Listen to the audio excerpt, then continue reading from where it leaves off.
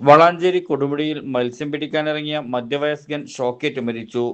വളാഞ്ചേരി കൊടുമുടിയിൽ ചൊവ്വാഴ്ച വൈകുന്നേരം 6:30 മത്സ്യം പിടിക്കാൻ പാടത്തേക്ക് പോയ 49 വയസ്സുള്ള മണികണ്ഠനെ മരണപ്പെട്ട നിലയിൽ കണ്ടെത്തി.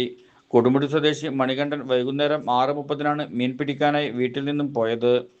ഏറെ വൈകിട്ടും മണികണ്ഠനെ കാണാതായതോടെ വീട്ടുകാർ അന്വേഷിച്ചപ്പോഴാണ് പാടത്ത് ഇലക്ട്രിക് കമ്പിയിൽ പിണങ്ങിക്കിടക്കുന്നത് കണ്ടെത്തിയത്.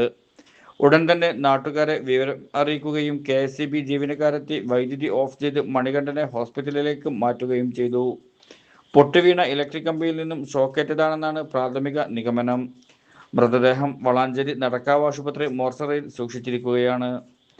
ത്രിമാക്സ് ലൈവ് വളാഞ്ചേരി.